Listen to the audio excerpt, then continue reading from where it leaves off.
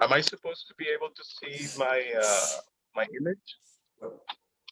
Not No, yet. we're quiet right now. Okay.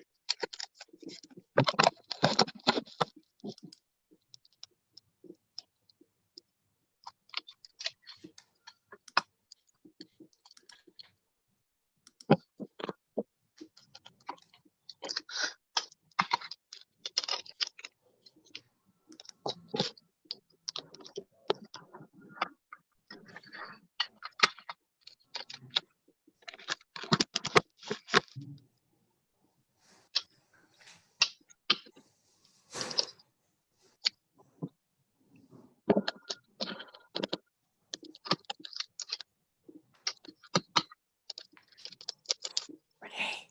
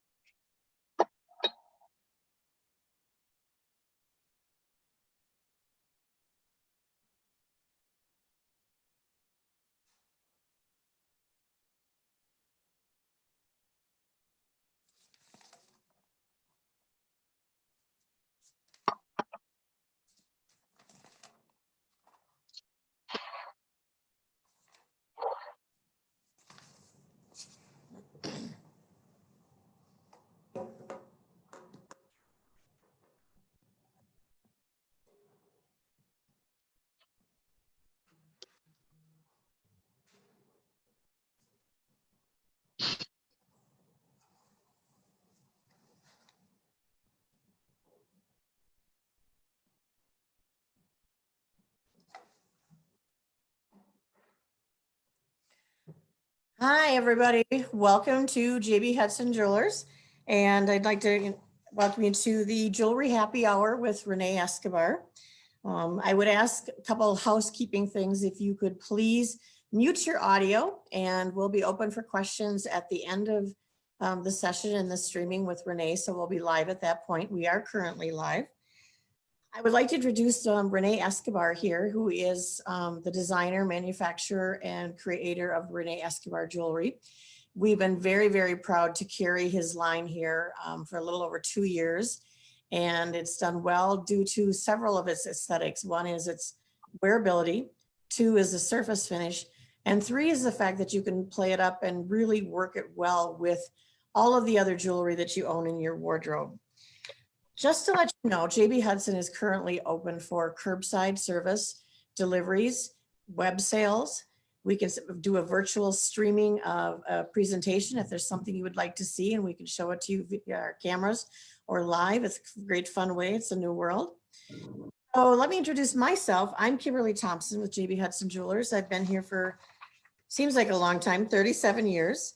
Just to give you some clues, I'm a dog lover, I'm a foodie, And I'm known in my family as a magpie. In other words, really bright and shiny things have always attracted me. So what more natural than to be a jeweler? So I would like to introduce, we're going to get started here for those of you who are still joining. I see some people are still joining. Welcome, Rene. Hello, how are you? Thank you for coming to us from Florida. Hi, Kimberly. How are you? How's everybody? We're good. It's a new world, but we're learning to work in it. Yeah, exactly. You go with the flow, and as they say, you roll with the punches, and you just have to be grateful for what is given to us every day, and just evolve and adjust. I think flexibility is the key right now at these times. We just have to be flexible and grateful. I think if we combine those two things, we should come out okay from this whole situation. Excellent. Well, I'd like you to tell me a little bit about your background. I know you've got a great story. Before I go into how we met you in Vegas, which is hysterical, I'd like you to give us a little bit of a background as to your aesthetics and how you got into the jewelry world. Well, first of all, I had no choice. What I mean is, when I say I had no choice, is I'm a third generation jeweler.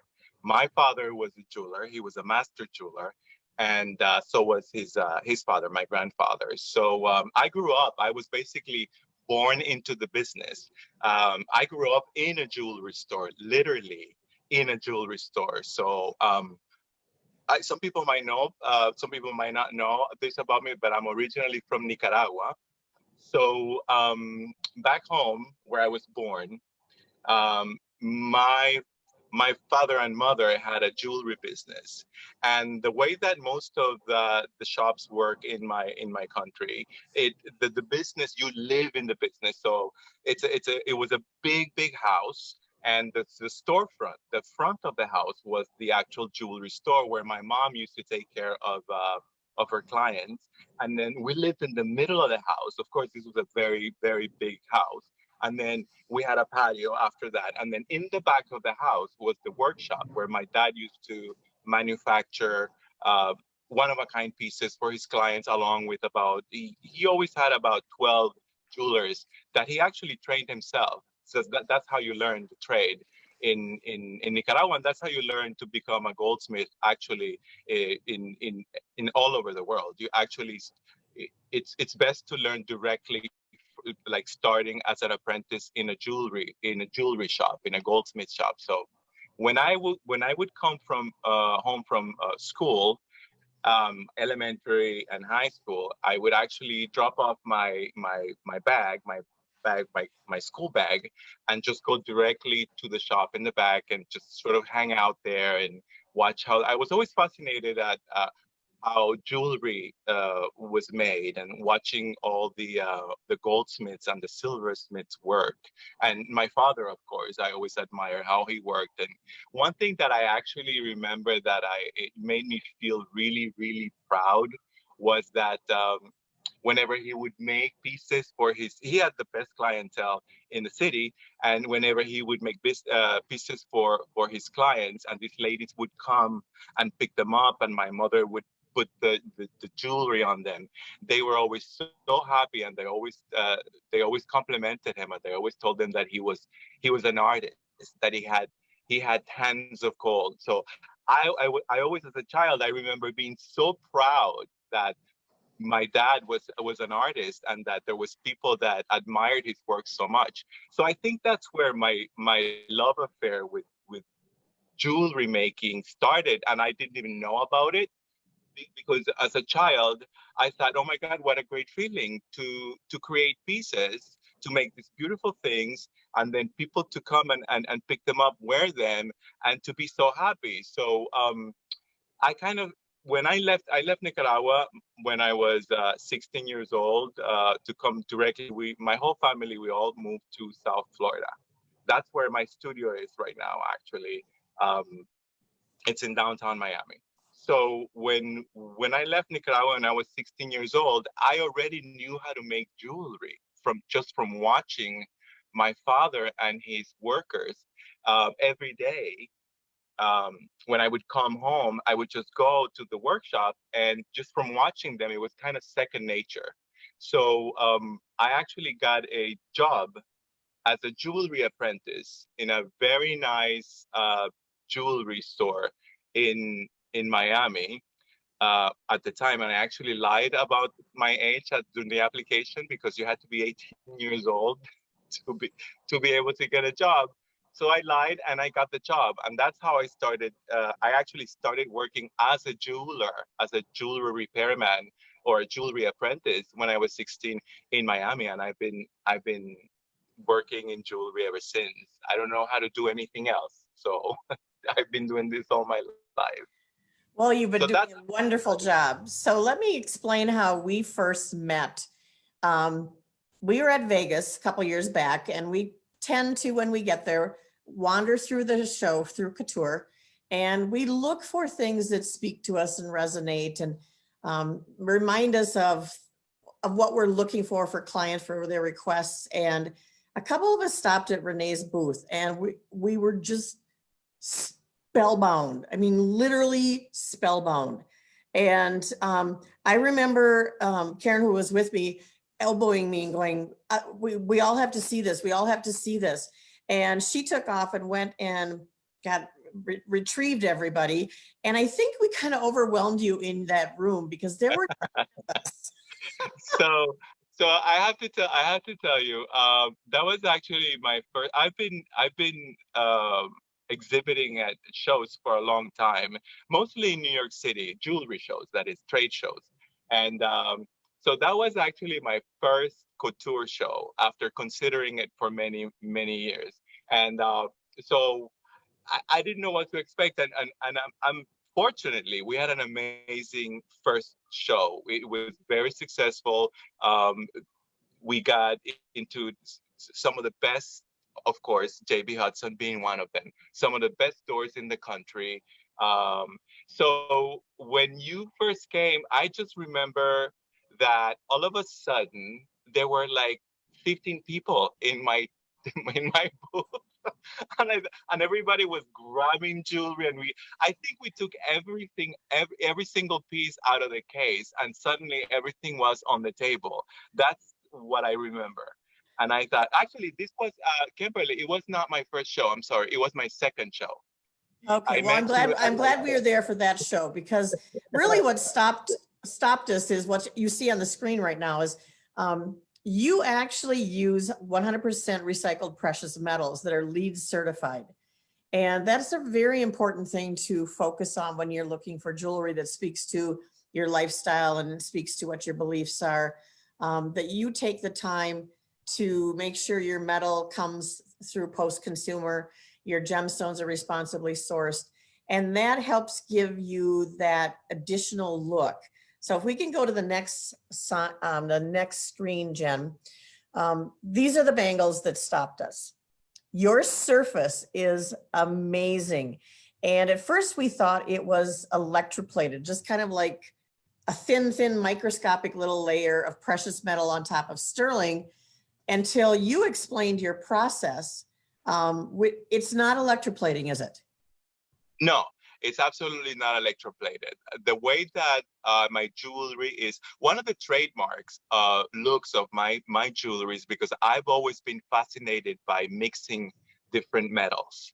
I love all the different warmths, and I love how silver is so cool, and I love how rose gold is so warm, and the yellow gold as well. So I always, one of the trademarks and what I try to do in all my pieces when I create collections is I try to create a piece that is going to at least be composed of 2 metals. Sometimes I do 3 metals. So the piece that you see on top of on the yellow gold bangles, it's actually a sheet of solid gold, 18 karat, and I only use 18 karat gold.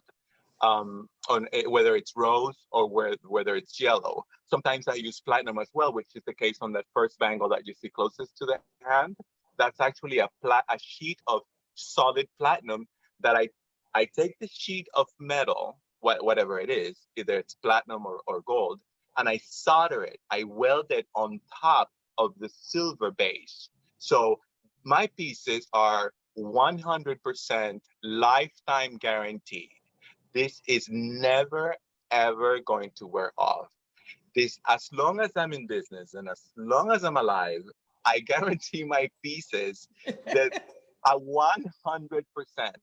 And you know, when I say that, and I don't know if I think we you know this, that because everything is manufactured in South Florida in my studio by myself and a small group of artisans that I have trained.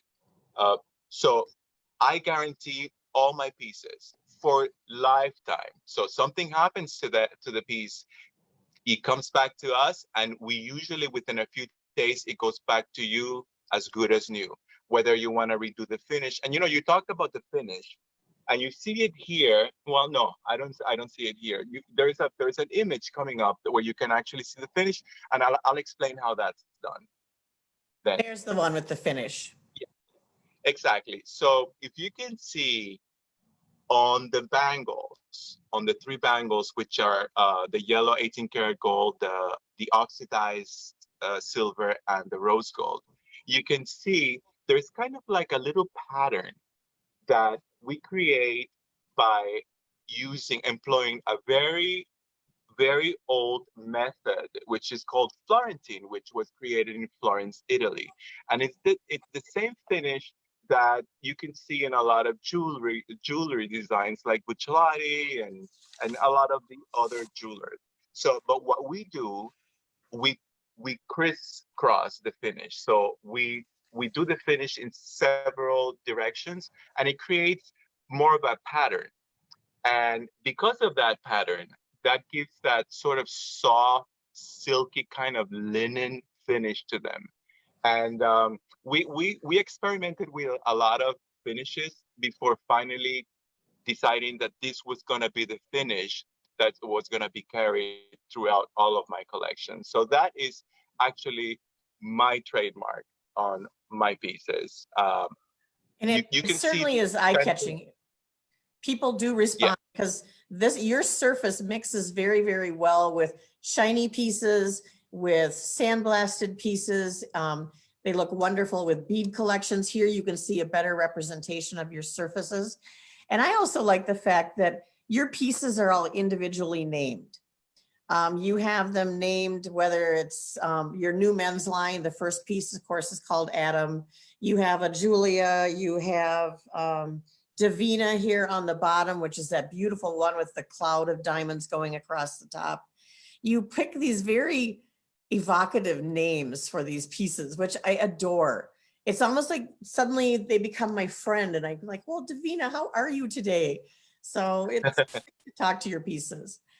Well, I have a story about how I name my pieces. First of all, most of them, I think 99% of my pieces are named after women. So that comes from first of all, my inspiration comes from women, directly from clients. I don't design, my inspiration never comes from nature or the moon or the stars or anything like that. It is directly connected to women. So how this happened was, as a private jeweler, I was a private jeweler for about 18 years. And most of my clients were, of course, ladies.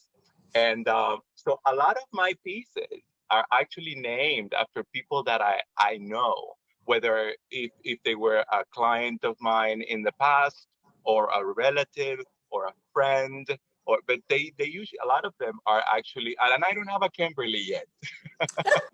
Oh, we have to correct that pretty soon. or a Jen. Or a Jen. But anyway, that's how I name most of my pieces. Yeah. Excellent. Well, I should like it here because we've noticed within your line, your pieces play well across the spectral colors, the yellow, the rose, and the silver. And it works very well doing that. But yet, if someone wants to stay within the colorway of all yellow, it coordinates beautifully because you actually do the diamonds different from piece to piece to piece. So it doesn't feel like it's repetitious. So and also, I like to do I'm sorry, Kimberly, but also, yeah, what you said, and I try to think about that as well.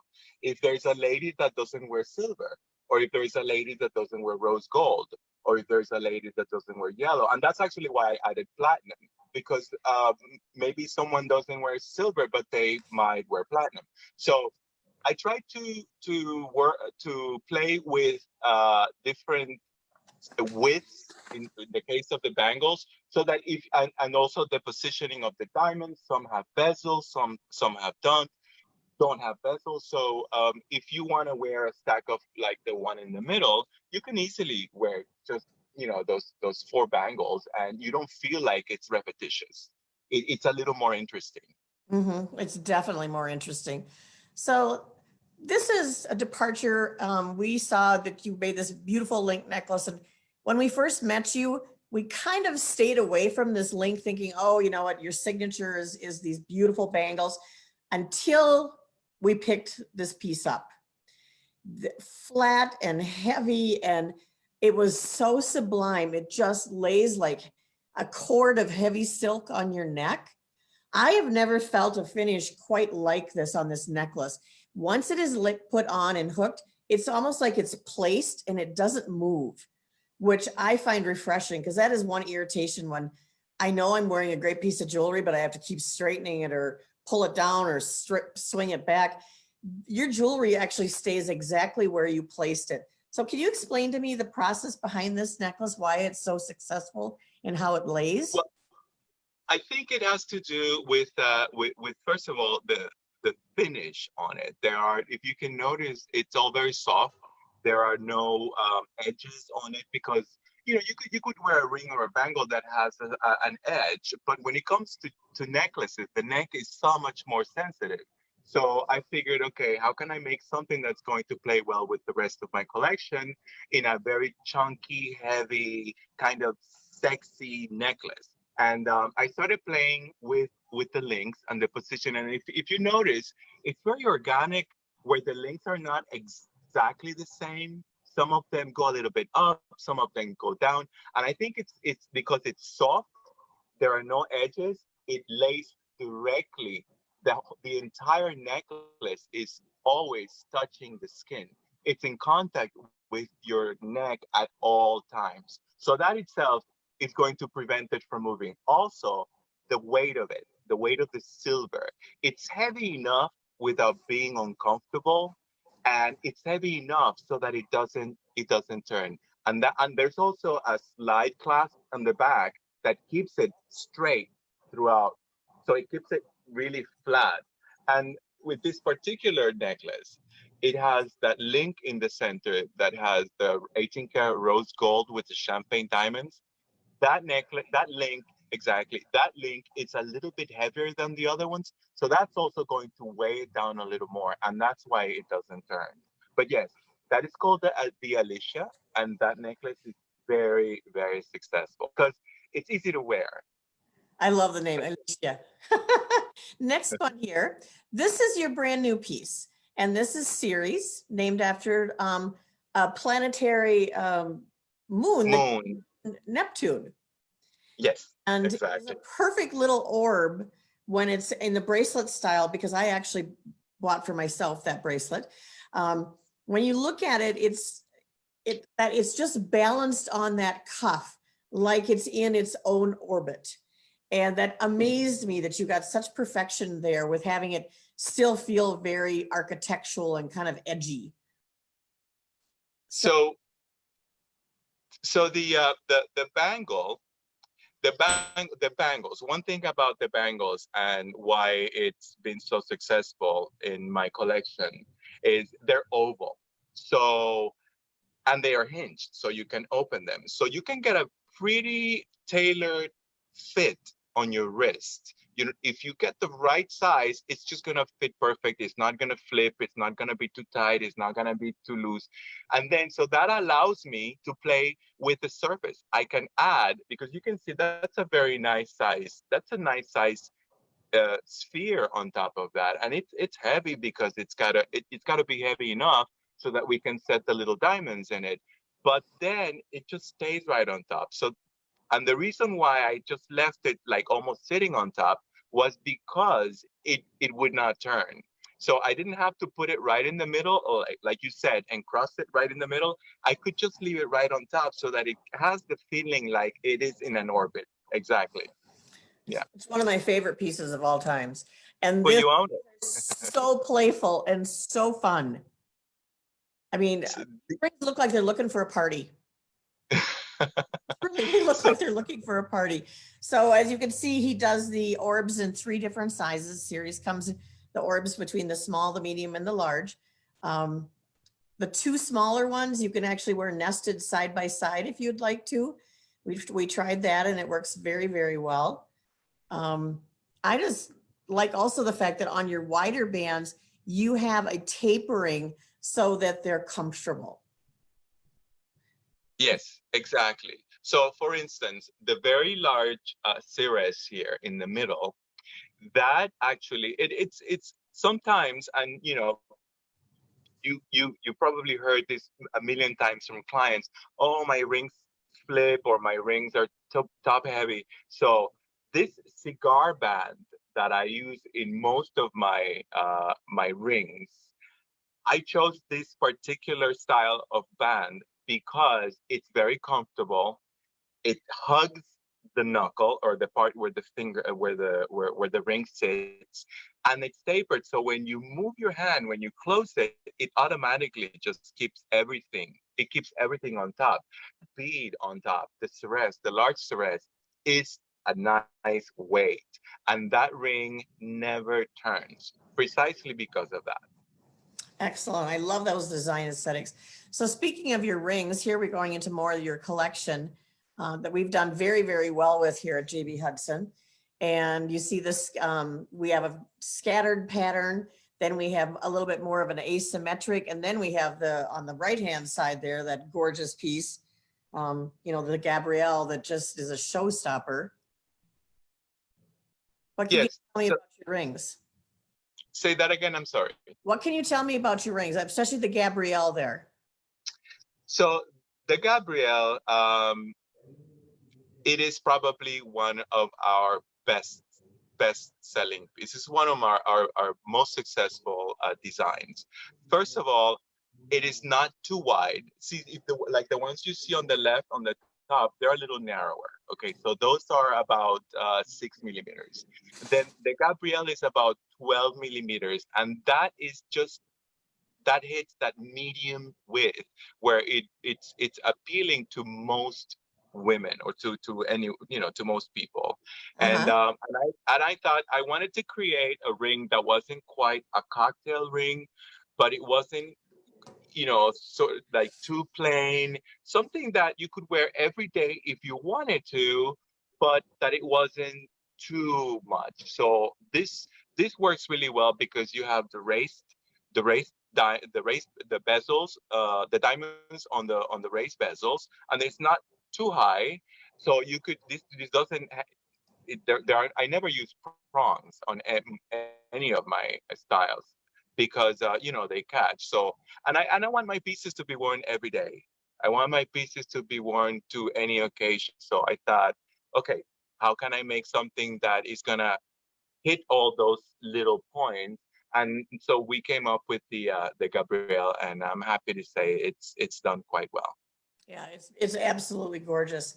So this is a new collection that you just launched, and since we didn't have couture this year due to the Corona-19, I never got to see your pearl collection.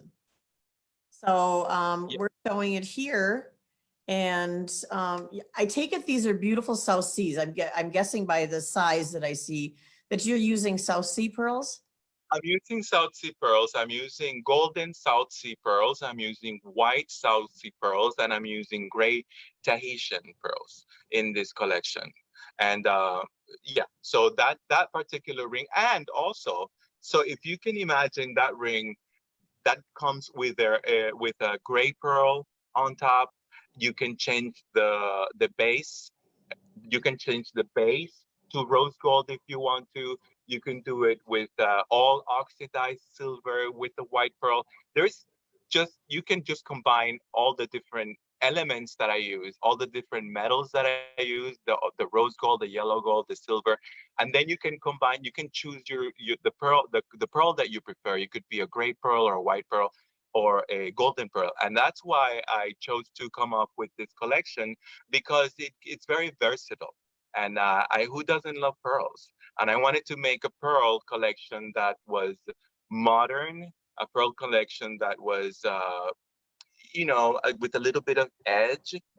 So that's how this came about. And I'm very happy with it. And you were supposed to see it at Couture, but we didn't have Couture. We're doing everything virtual. It's a new reality. So I know that you made Julie's heart sing when you said, who doesn't love pearls? Because she is a firm believer that everybody loves pearls. I'm growing into them, but I do find that I like the larger scale because I tend to have jewelry that's a little more substance to it. I always thought that pearls were too dainty to put with it. But seeing your proportion and balance of the pearls you use on the metal and the scale of your metal, this makes perfect sense. This works beautifully. And I can see why it has been so well received so far from those who actually have managed to see it in real life. So now here we come to your color. And I think that first time we saw you in your booth, we were so not concentrating on the color because we were just all over the bangles. And then you started sneaking out these pieces of incredible color. What can you tell me about how it is you select your gemstones for your pieces? Do you have a design in mind and then go looking, or do you find the gemstone first? Well, one of my favorite things to do every year, which I don't get to do every year, is go to the Tucson Gem Show, which is the largest gem show in the world. And I usually go 1 year and skip 1 year because otherwise I would just go crazy. Literally, it's like I have to take a Valium before I go because you can't imagine. You can't imagine. You cannot simply, if you have never been, Kimberly, definitely, I recommend it. First of all, it's the largest gem show in the world. And you can just find anything. You find fossils, you find pearls, you find opals, you find everything. Everything that comes from the earth is in there. So I work with a few gem dealers that I have great relationships with that I've known for many years. And I have this one particular lady that I work with that whenever she gets some special piece stones, she actually calls me and she just sends them to me. But most of them I at the Tucson Gem Show, and I never have a design in mind because that would just limit me, and I don't like to have limitations when I go to the Tucson show. So I just choose whatever kind of sings to me, and then then I come home and I try to create a piece that is not going to overpower the stone, because whenever I do color stones, it's all about the color stone, the colors, the gems, the color stone, because they're also one of a kind. So the color stones that I make, they're all one of a kind pieces, so they cannot be reproduced, which is different from my bangles and a lot of the pieces in my collection. These are just one of a kind. So what it is, that's it, it's done. We cannot replicate it. And that's why I like to bring it, so that when you come to see me, you look at the permanent collection, you see my permanent pieces that you can order, and then you can take just a few. And this cup was an amazing piece. This was an stunning. opal.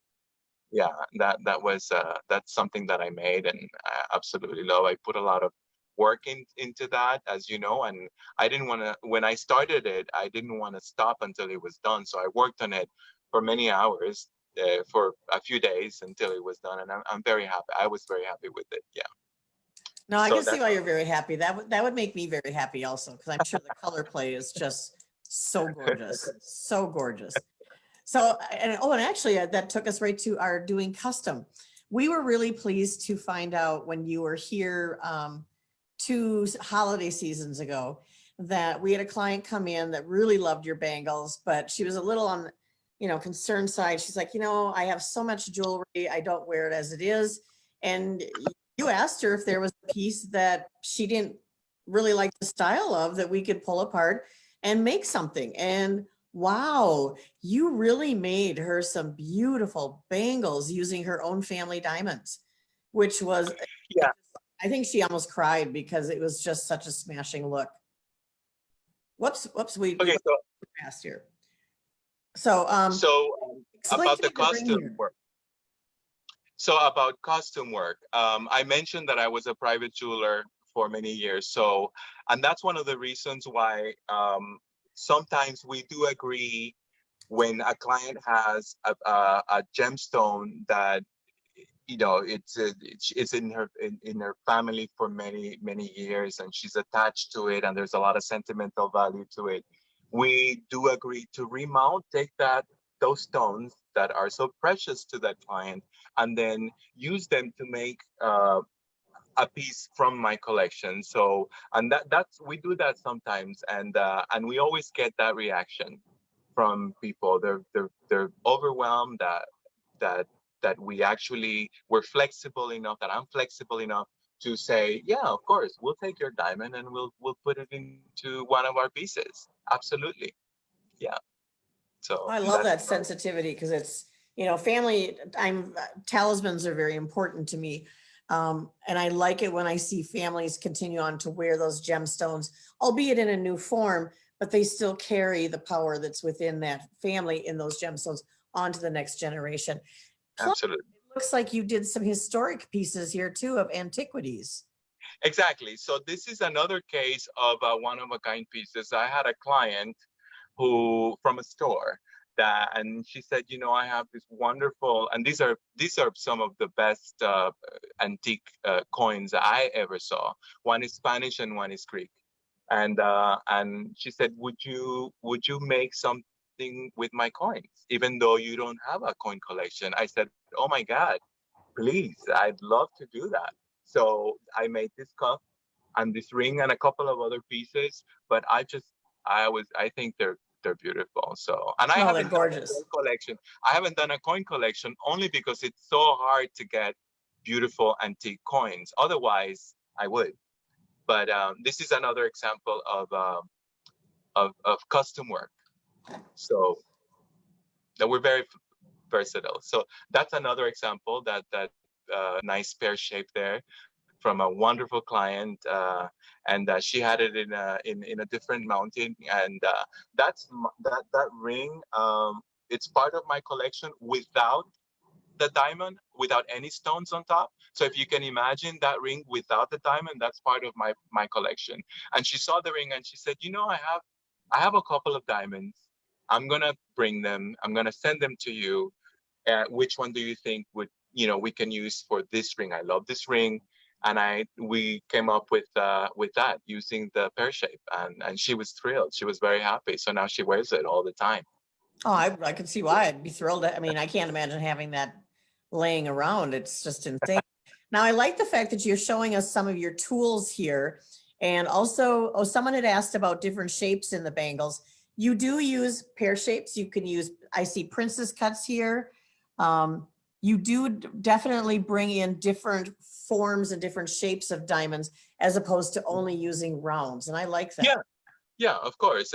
We do princess cuts, marquise, not too many pairs. That pear bangle that you see at the bottom, that was actually a custom, and also the one on top.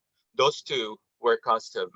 The client had the centered diamond, and then I just created the rest. But yeah, from time to time, I introduce some fancy cuts into my collection, and I love it. I think what diamond is. And I noticed this year, we don't need to go back to the slide, but you've introduced using brown diamonds and black diamonds into some of the men's pieces and women's pieces. Oh, and here we actually have sapphires. Yeah, that was another that this lady had. I think she had a ring with sapphires, and she had some loose oval sapphires, and she wanted 2 bangles.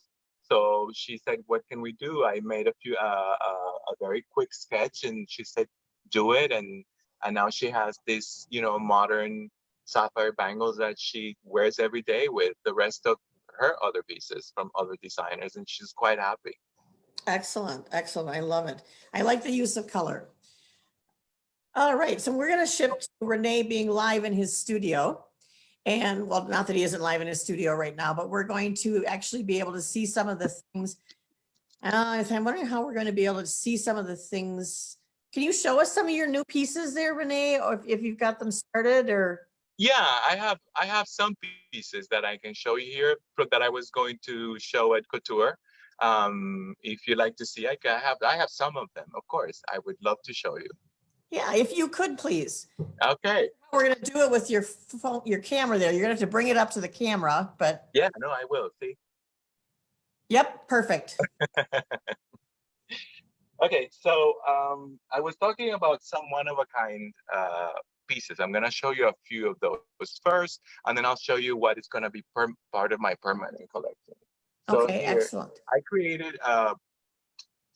a collection of emerald rings that were going to be shown. I don't know. How's the light? Can you see that? Yeah, we can see it. The emerald's a little bit dark because there's no light right into it, but I can definitely see it.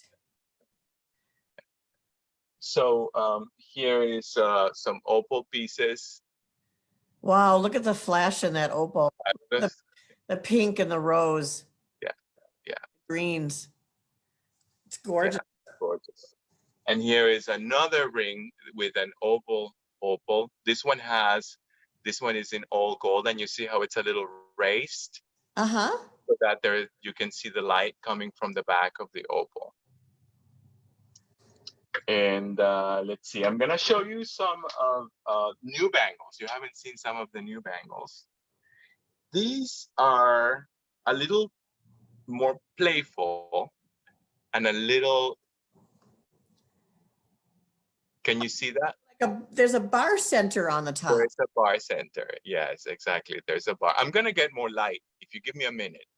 Okay. I'm gonna get more light. All right. Well, he quick finds some light for us.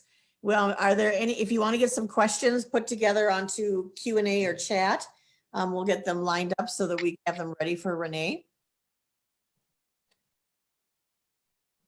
There we go. Hi, Cynthia.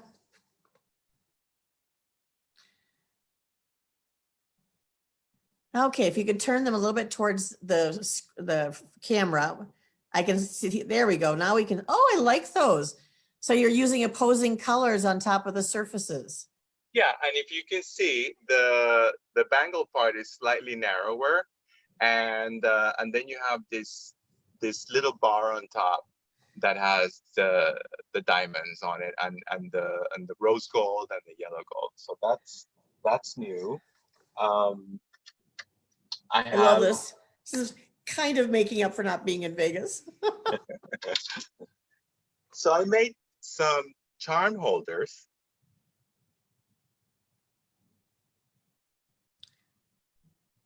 So you take charms, and these are all new charms as well.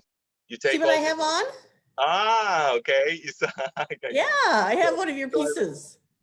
I made a bigger version of what you have, and then I created this sort of medallions, this sort of metal pendants that can be engraved. So and then you have all the different colors, and that's actually is really good. I really like the way that it turned out. And you can slide.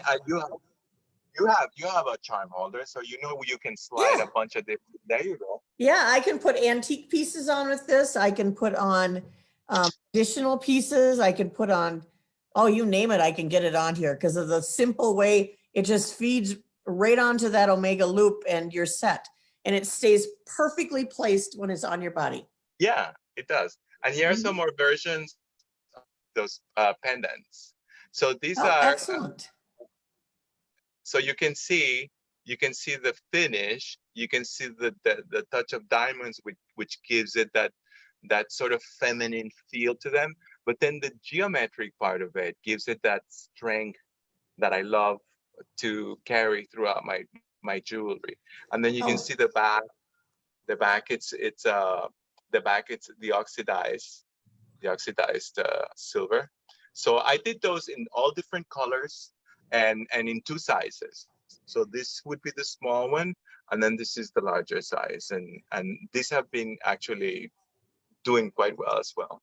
Oh, I really like those. But I like anything charm, you know me, layer up the necklaces, you know, the neck mess, whatever you want to call it. That's pretty much my DNA. And then I created these.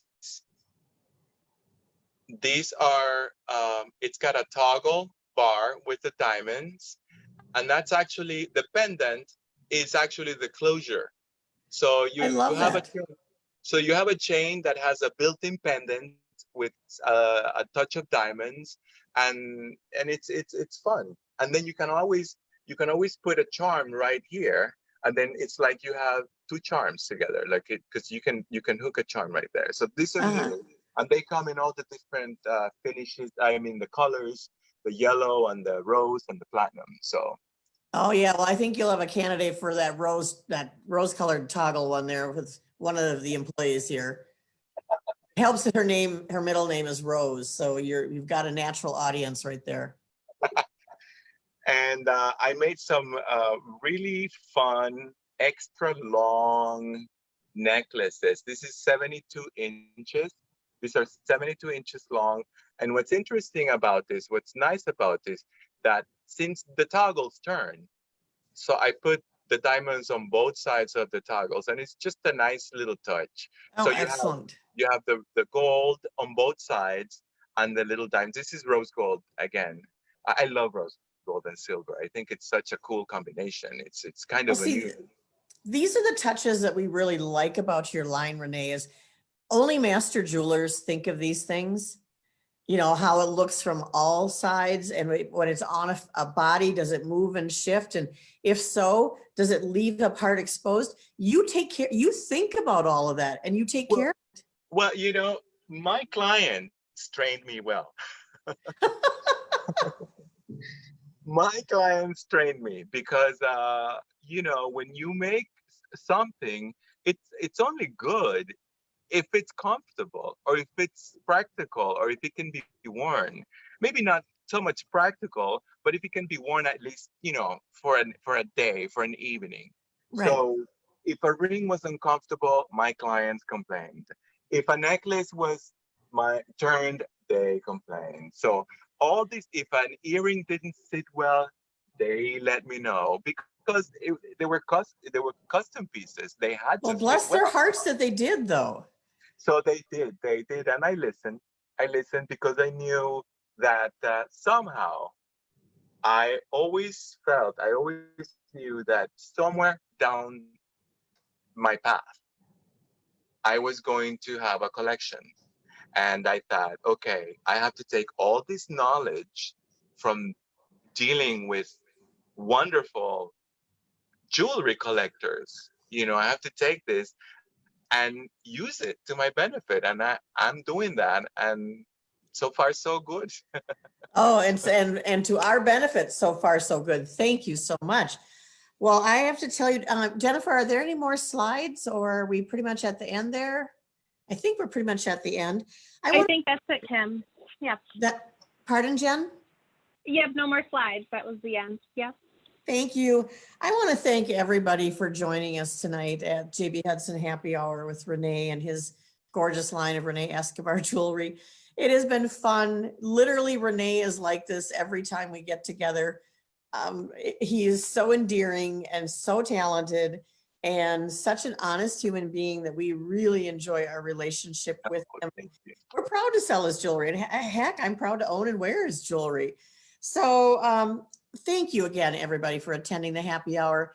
I want to remind you that JB Hudson is open for curbside and deliveries. We can do that. We can do drop-off pickups. We can do mail outs. So please help, give us a call, take a look at the web and see what we have on the website of Rene's. If there's something that you would like, know that all of his bangles can be done in sizes and they fit beautifully. I'm a really difficult wrist to fit, and he nailed it first try. I mean, he measured and everything, nailed it first try. So with that, keep in mind we're open. Please, please remember to send us a review on Google. We live and die by reviews in this day and age. We'd love to hear from you. And now I'm going to open it up. If there's any questions for Rene, just go ahead and unmute yourself and feel free to ask. And thanks again, folks. It's been a fun evening. I've enjoyed doing this. It's a great pleasure to bring Rene's jewelry forward to a greater audience.